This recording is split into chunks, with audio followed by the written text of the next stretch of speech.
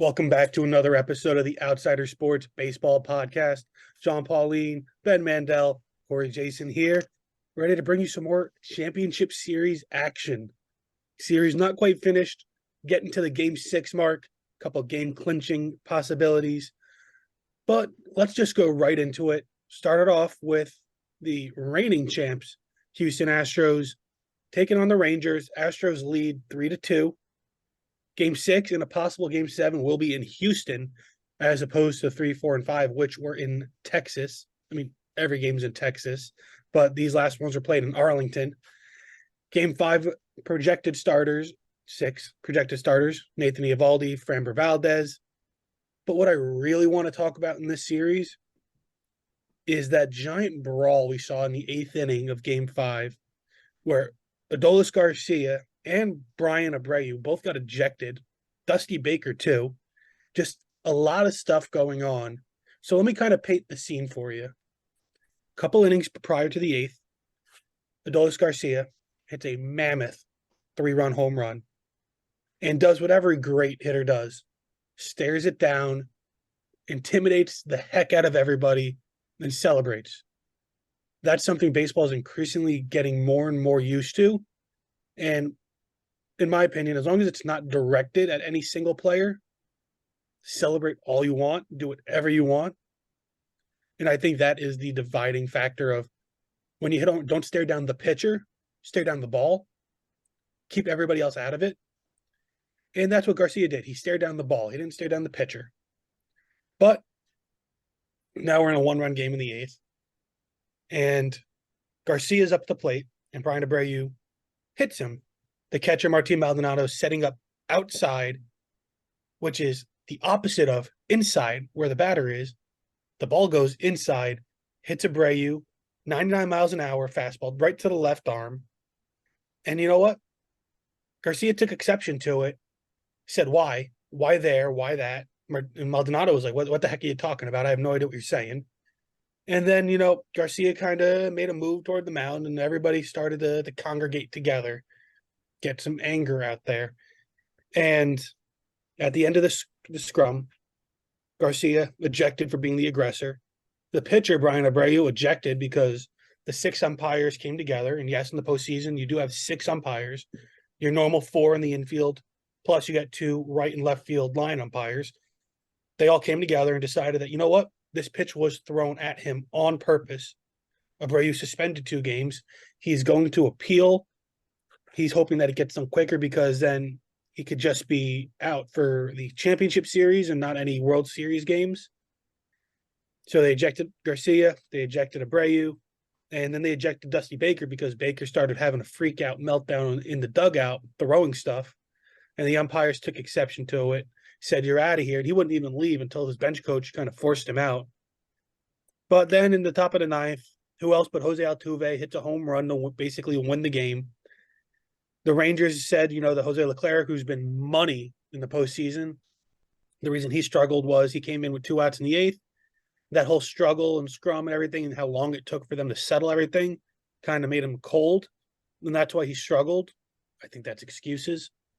But that's where we're at now. What did you guys make of this whole situation? Was anybody in the right, in the wrong? Do you guys think it was done on purpose? What's up? So here's the thing. Anytime I am on board with Adolis Garcia being able to celebrate a home run. And you know what, Corey? To be honest with you, if he stares down the pitcher, he stares down the pitcher.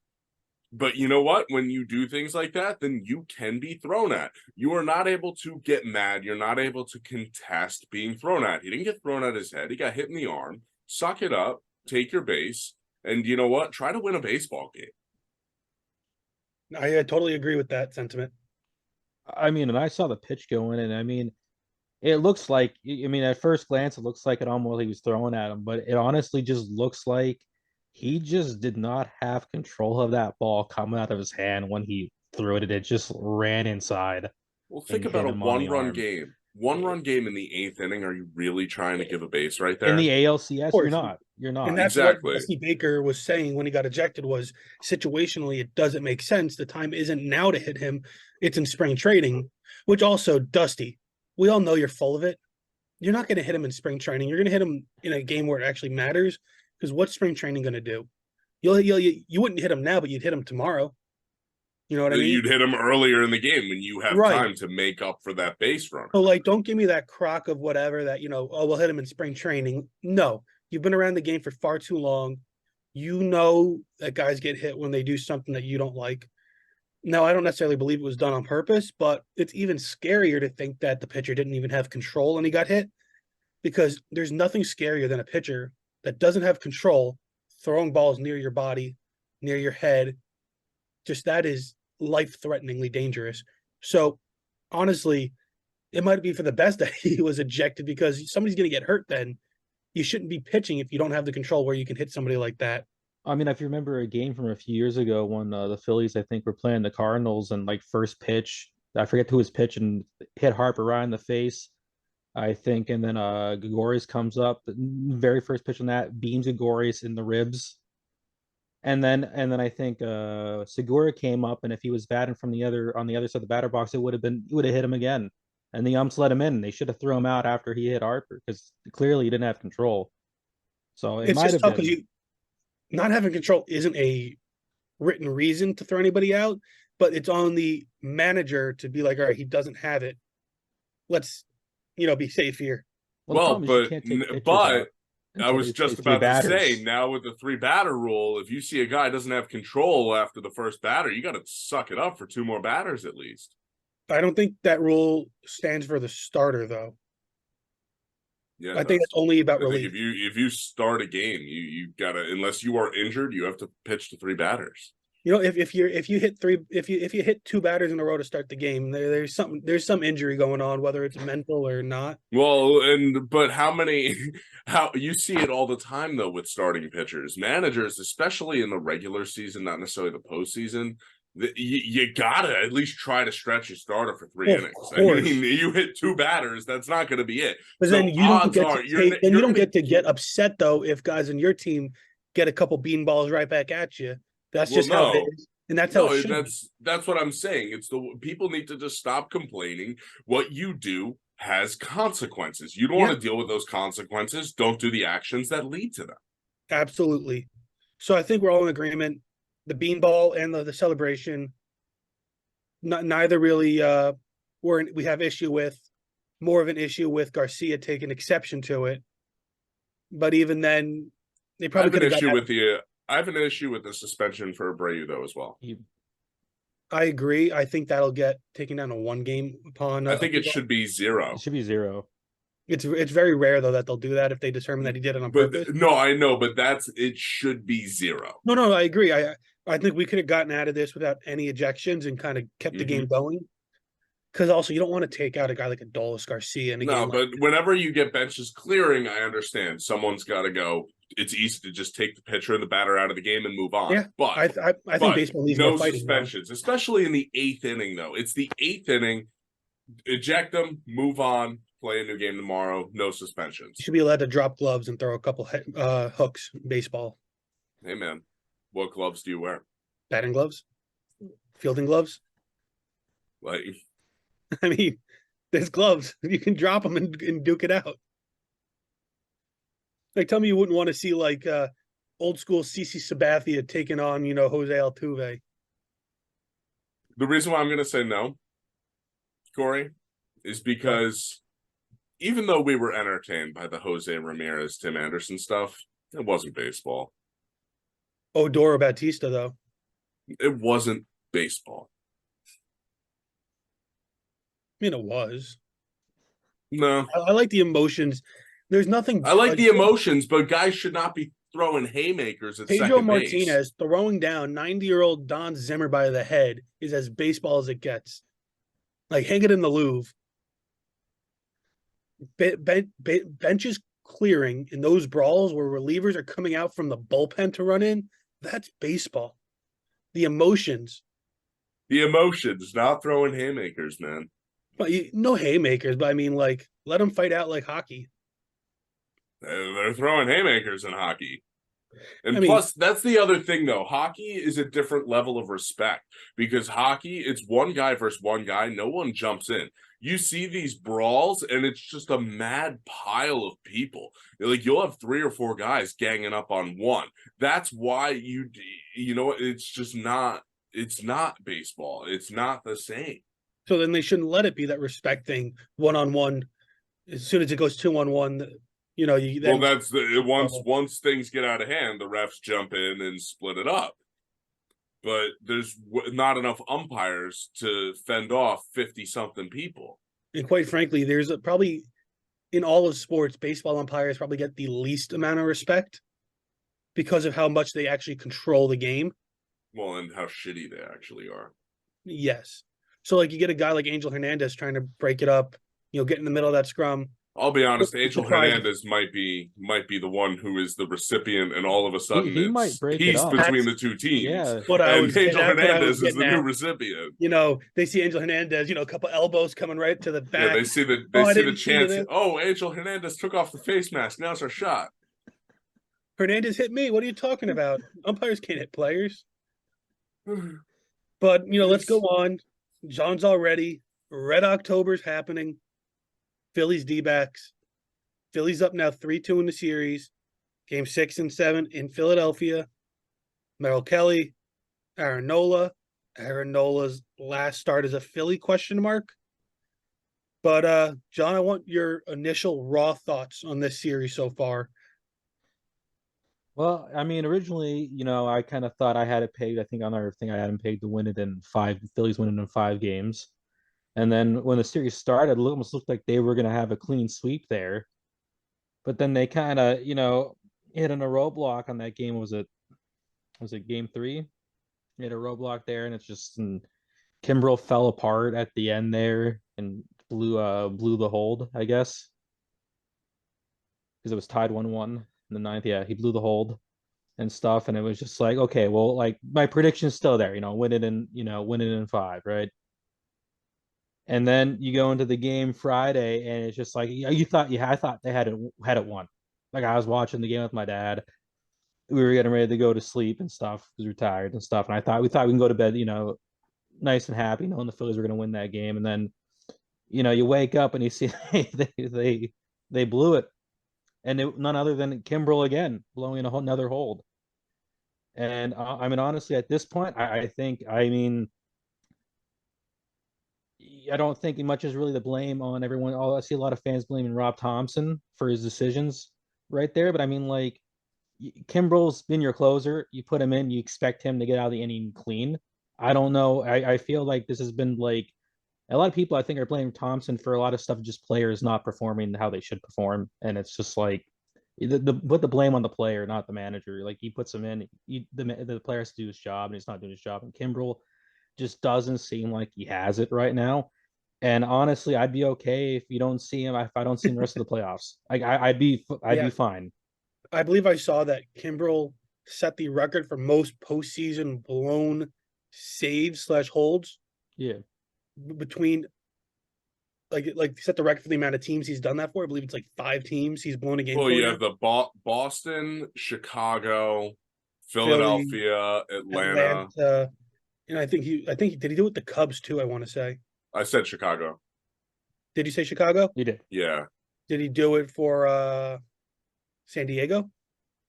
Was he on San Diego? Like 99% sure. Let me Yeah, but they weren't a playoff team with him. Well, if he was on the team, he bounced around more than like we realize. No, I know Kimbrel's been all over the place. So he did. Oh, he did it with the Dodgers last year. Got it. Yep. But I think Craig Kimbrel, yeah, he had some stretches where he was unbelievable with Atlanta and Boston, but he's done, man. He's been done for a few years. He's 35. He can go out there. He can be a middle piece of your bullpen. He cannot be your closer anymore.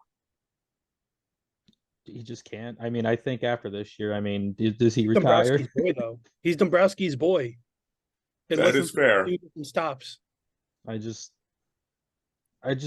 think they should just shut him down. We'll see. Shut him down. Eventually he'll get it right. But the hang is iconic, though. I can only see any more blown saves or holds. I can't. My Now, heart can't take it. let's go from the devastation of Craig Kimbrell to the elation of Bryce Harper and Kyle Schwarber. How good are these guys? Like, Schwarber now was the fastest in terms of games to reach 20 career postseason home runs with 20 in 63 games, beating out Jose Altuve, who got 20 in 68 games. Like, we talk about Altuve and postseason home runs, and he's likely to end up setting the record. Schwarber's right behind him, ready to break his record because he's at a quicker pace. And I think there's a chance he gets to the postseason more often than Altuve. We saw the Astros are kind of towards the end of that dynasty that they're setting, where they kind of limped in and barely even won the division. They could have very possibly missed the playoffs altogether over this last month. And they don't have a lot coming up in the minors. The guys are getting older. Altuve is like 34, 35 years old now. He's been around forever. So there's a lot going on with Houston that's kind of going to set them off to the sunset. But this Phillies team is still young and ready to go. They're kind of at the beginning. Well, so Schwarber's was that? I want to also throw out with Schwarber. Remember, in 2016, Kyle Schwarber did not participate in the Cubs playoff run until the 4 games in Cleveland, I believe. That was back when he was a catcher too, coming off. I think it was a torn ACL, and they stuck him in left field just to get his bat. Think about how many more postseason home runs Schwarber would have had if he had had that entire postseason, even if he has like 3 or 4. Yeah. Just John, Ben, how incredible is this run from these two? Could we be seeing co-LCS MVPs? No. No. I still think they give it to one. I think it still goes to Harper. I think that while Schwarber has been extremely valuable on the field, I think what makes, and this is something that, we've been talking about on the pod for a while, what makes Bryce Harper so valuable is not only what he brings on the field, but just his personality and his attitude that he brings into the dugout as well is something that translates. When he goes, this team goes. Kyle Schwarber sometimes will go and provide a spark, but most of the time, who's the one driving in Kyle Schwarber if it's not Kyle Schwarber himself? It's Bryce Harper, and that's Castellanos as well, and he's had a good postseason. But it's Bryce Harper. Let's be honest, it's Bryce Harper. There's a strong case to make for Schwarber too. I think he has 5 home runs in this series alone, which is crazy. So you can make a strong thing that because like Schwarber kind of gets the roll in there with that spark there, with that home run in the leadoff spot, and then you can say Harper kind of keeps that fans the flames there per se. But it's a tough one for me because you have Schwarber, he gets the game started with the leadoff home runs. That's as huge to set the tone, and they just feed off that, like the team, like they all feed off that, the team, the fans, and stuff. Yeah. But Harper he's the face of this team. He's the clubhouse leader, and I don't think there's not a lot of teams that have like a clubhouse leader like him. Like he sets the tone. He's not afraid to like throw down a bunt when he needs to throw down a bunt. He'll take the walks. He gets hits when he needs to get hits. Like aggressive base running, never gives up. Like so, you can almost make an argument for either one of them. I'm almost saying you almost might have to go with the co-MVPs here. But also, then again, you got guys like Wheeler and Nola who have been lights out and deserve consideration. Suarez too. Not Suarez. He didn't win that. Not in this series, not in the LCS. He's been holding though. Like the games he pitched, they didn't lose. No, but if you're gonna win a series MVP as a pitcher, you have to throw 2 spotless outings, and it may not be fair, but you basically have to throw 2 spotless outings if you're gonna win an LCS or a World Series MVP. And we've seen Wheeler go lights out. He's got an 0.96 ERA now in the postseason for his career. One of the top all-time ERAs in the postseason. Nola's got a shot again today to go. I think those guys will get real consideration. But again, I do think it ends up being Harper or a combo of Harper, Schwarber, co-MVPs. But I do want to throw out there with Ketel Marte of the Diamondbacks. He's quietly on a 14-game hitting streak to start his postseason career. That's the second longest streak to start a career of all time. Really impressive for a team and a player that kind of thought maybe he was on the trade block at some point between the last offseason and now. Diamondbacks weren't really sure what they're going to do with him. He struggled this year during the regular season, but he's like their old veteran presence now. He's their guy. He's Well, been think about around it. He forever. was the center fielder before this season, so Yeah. that's where all those questions were coming from because they knew he wasn't going to be playing in the outfield anymore. But he also was shortstop, third base, second base. Mhm. They had him everywhere. They filled him in when they needed to, and they just weren't sure what the deal was with him because he had struggled early on this year as well. And just seeing him as, I think he's the longest tenured D-back player now. Yeah, he can hit, man. He can He hit. can hit. He can hit. He can He's fast. under the radar, really good, possible 5-tool type I'd player. say in terms of the Diamondbacks, the player who I've been most disappointed with in this series would have to be Christian Walker. I mean, especially those 2 games in Philly, he just was outmatched. He's guessing at the plate. If the Diamondbacks are going to win, they need to hit more home runs, and Christian Walker has to be able to deliver. How are we feeling for Game 6, John? I think the Phillies win it here. Yeah. I think they do. I mean, honestly, if they lose this game, I don't even know if they deserve to go on. All right. So final Game 6 predictions: Houston, Texas. Eovaldi versus Valdez. Does Houston take the series in Game 6, or does Texas force a Game 7? Texas is forcing a Game 7. Who's taking that Game 7? Game 7 goes to Houston, but Texas is going to force Game 7. I think that Framber Valdez has been very inconsistent this year, especially the second half of the season. He has not been good. I think that Texas is going to have a little bit of a spark. I think their back's against the wall for the first time this postseason, and going up against a rival, I think there is something to be said about a hungrier team, and I think tonight Texas is going to be the hungrier team. Now, I want to throw out there that the away team has won all 5 games in this series so far. Mhm. So, Texas, interesting. I personally think Houston just shuts it down and takes it. I think both these series end in 6, and we get a rematch of last year. The first time since the 1976-77 World Series, I believe, where the Yankees and Dodgers played in back-to-back years. We get back-to-back World Series rematches. John, Corey, let us know how those World Series turned out, though. I think the Like, Yankees I'm saying, who won? Did they split? I think the Yankees won them both, actually. I believe they did. Yeah. But I just I wasn't trying to put figured I'd throw a downer for John. I was trying not to throw it down on John, just because in a Philly-Houston matchup, Philly becomes America's team. I mean, look, as much as I dislike the fans Astros, I mean, my team is still in the NL East. Ben supports cheating. Shame. I don't support cheating. You do. I don't support cheating. You do. I just don't support the city of Philadelphia. You can't I support hate me, though. everything Philly, but You like, can't support me.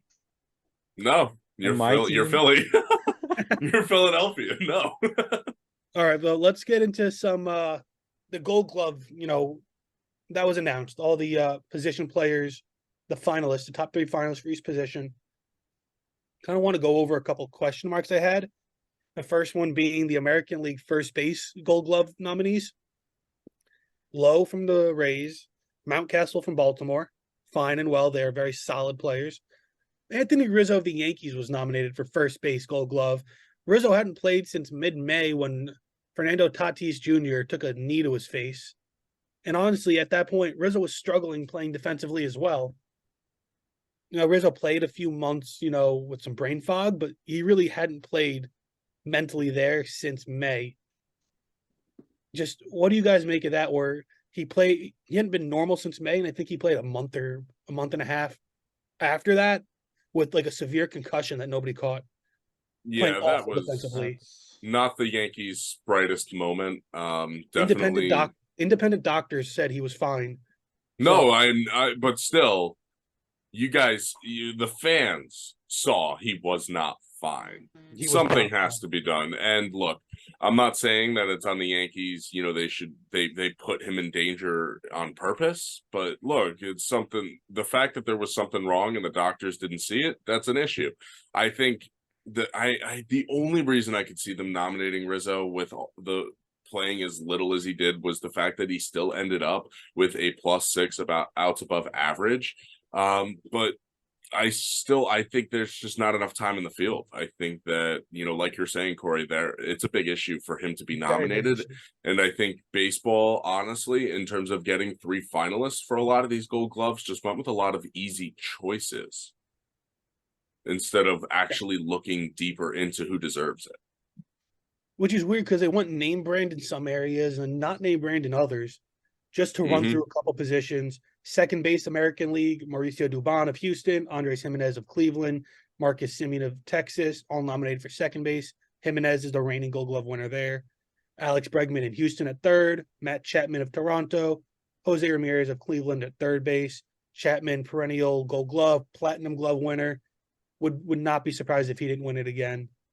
Another one I want to kind of talk about, though, shortstop of the American League, Carlos Correa, Corey Seager, Correa of Minnesota, Seager of the Rangers, and Anthony Volpe, the Yankees rookie shortstop, all nominated. Now, Volpe didn't look like he passed the eye test defensively. You know, he was fine, better than what we've had in some parts, but he did make some pretty boneheaded errors.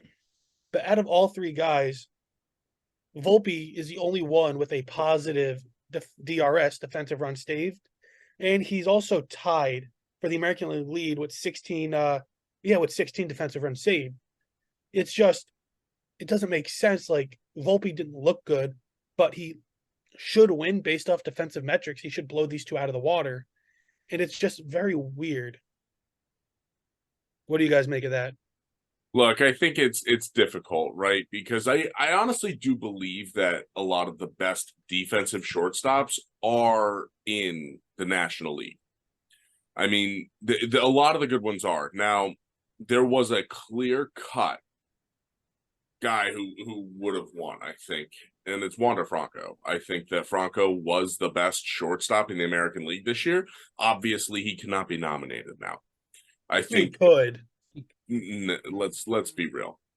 I think you know, keep Volpe in there. I would have gone with maybe a Bobby Witt Jr., or I would have gone in a different direction with Jeremy Pena. But Jeremy Pena, though, had a pretty miserable year defensively. And that's the thing. Witt, like, again, with DRS, which isn't the end-all be-all, but it's a good distinguisher.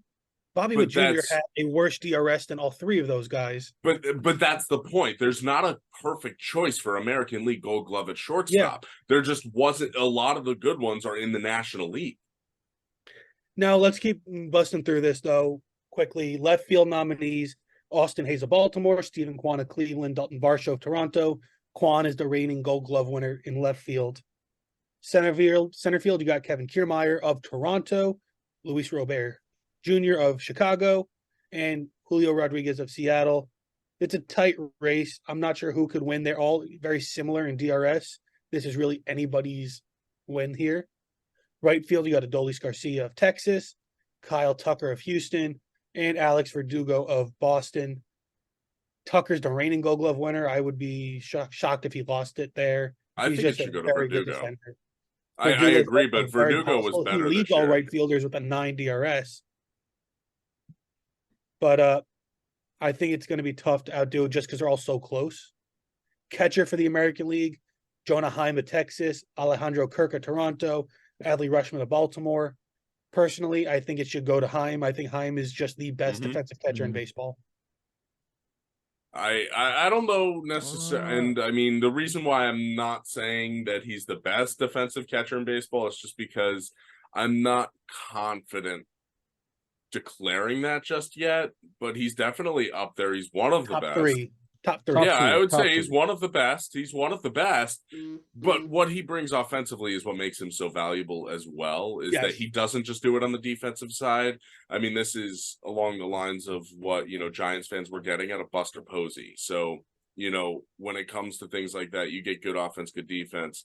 Jonah Heim is extremely valuable, and I agree. I do think that he is the best of this bunch and should win the Gold Glove. Now, the American League pitcher Gold Glove nominees are Jose Barrios of Toronto, Sonny Gray of Minnesota, Pablo Lopez of Minnesota. All three of these guys were Twins at one point or another.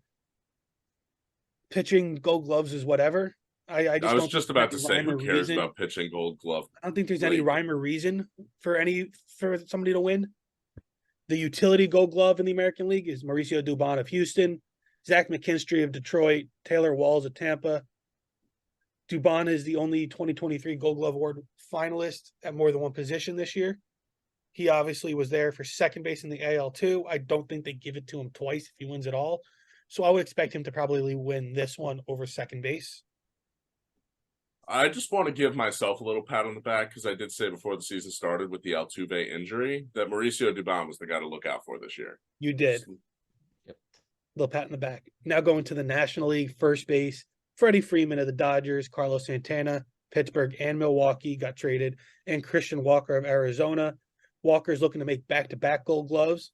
He had 12 AOAA, out above average at first base, leading all first basemen in the league, and he had 11 DRS. I think it's a runaway for Walker again. I just don't think anybody's defensively able to keep it up. Freeman had a 3 outs above average in 2023 compared to Walker's 12.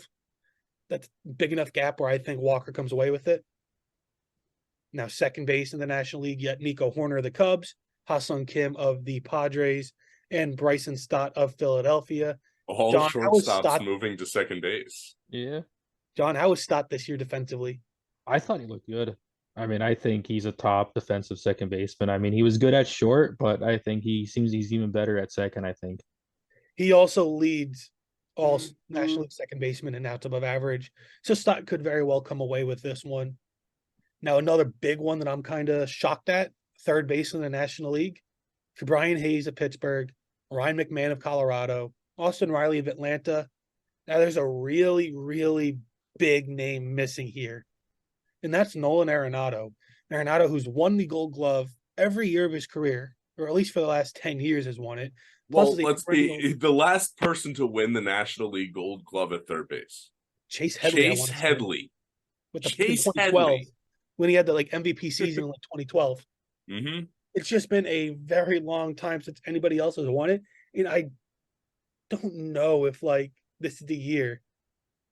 It just doesn't make sense to me. Hayes is a 17 OAA, 21 DRS. McMahon, 11 OAA, 17 DRS. So you can tell right there that Brian Hayes is right now the best of the bunch. Riley, a 0 OAA and a 9 DRS. I don't know where Riley came from, and we were talking about this a little bit before because Riley, I told you Riley had no business, and I was saying, look, I didn't watch enough of Nolan Arenado to confidently tell you if he should be a Gold Glove or not.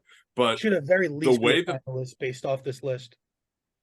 Based off of Riley, yes, but I mean, look, I think Brian Hayes is a very, very talented, good defensive third baseman. I think that, you were saying he did struggle a little bit when he came back, but the numbers are still there. I think he's the Gold Glove. I think he wins it, and I think he finally showed the flashes of a full season, defensively, at least this year, that we were seeing in 2020. And sometimes I think some of these awards get influenced by popularity more than stats. I think some spots. Because this is all done by Rawlings to begin with. And Brian Hayes' father actually caught the final out of the 1996 World Series at third base with the Yankees when they beat the Braves. So third base runs in the family there. NL shortstop, Ezekiel Tovar of Colorado, Dansby Swanson of the Cubs, and Francisco Lindor of the Mets. Lindor's been a weird case all year because he's had a very solid year, but all I've heard from just about every Met fan I know is how disappointing Lindor's been offensively and defensively. Now, Ben, you can shine some more light on it because the contract he's getting doesn't seem like he's living up to it, but it does seem like he's playing fine. Well, and that's the thing. You got to realize when it comes to Mets fans that Mets fans need you to be perfect, or there's going to be a problem. I don't have an issue with Lindor's defense. I think Lindor's defense has been elite since he's gotten to New York. That's the one thing that you haven't had to worry about with Lindor, and it's his defense. That first year where, he struggled offensively, he was still good defensively. Last year, great defensively. This year, is, you know, another year where I think, yeah, he didn't have his best year offensively, but defensively it was there. He still drove in runs, he still hit home runs, he still stole bases, but you know, the average wasn't there, but he was still getting on base. I think Met fans just overreact. And you know what? At the end of the day, when you pay someone as much as you pay Lindor, you expect them to be in the MVP conversation, not necessarily, you know, oh, is he going to win a gold glove kind of thing. But Lindor's first season in New York can be compared to Trey Turner's first, you know, few months in Philadelphia. Just, you know, it's tough to adjust. And I think Lindor did adjust and settle in. Part of the dip in the average this year was because of the lineup itself not being comparable to what the Mets were putting out there last year. Now, Lindor has won 2 Gold Gloves in his career. Hasn't won one since 2019 in Cleveland. Lindor's got 6 outs above average this year at shortstop. Swanson's got 20, and Tovar's got 16. So I don't think Lindor's coming away with this one. It's going to be Swanson. Yeah. Swanson has to win it. I honestly wouldn't even be surprised if Swanson's in the running for a platinum glove this year. Now, left field, Ian Happ of the Cubs, David Peralta of the Dodgers, Eddie Rosario of Atlanta. Keeping it rolling, center field, Brenton Doyle of Colorado, Michael Harris II of Atlanta, and Alec Thomas of Arizona. This one's going to be Doyle. He's got a fielding value metric of plus 21 compared to Harris's 7 OAA and Thomas's 5 OAA. That's kind of a runaway right there. Right field, you got Mookie Betts of the Dodgers, Tatis Jr. of San Diego, and Lane Thomas of Washington. Catcher, Patrick Bailey, San Fran, Gabriel Moreno of Arizona, and JT Realmuto of the Phillies. Pitcher, Jesus Luzardo, Miami, Taijuan Walker, Philly, Zach Wheeler, Philly. But again, who cares about pitcher Gold Glove? It's kind of a moot point. Utility, you got Mookie Betts, who's nominated in center, Tommy Edman, St. Louis, Ha-Sung Kim, who's also nominated in different positions, second base for San Diego. It's going to be interesting to see who wins some of these, and I'm just surprised. Maybe we'll see a Platinum Glove winner. I don't believe they give one out every year, though. It's kind of a rare thing, but you have some really great defenders out there. But that's going to do it here. Again, we got Game 6 as we stand right now for the NLCS and ALCS.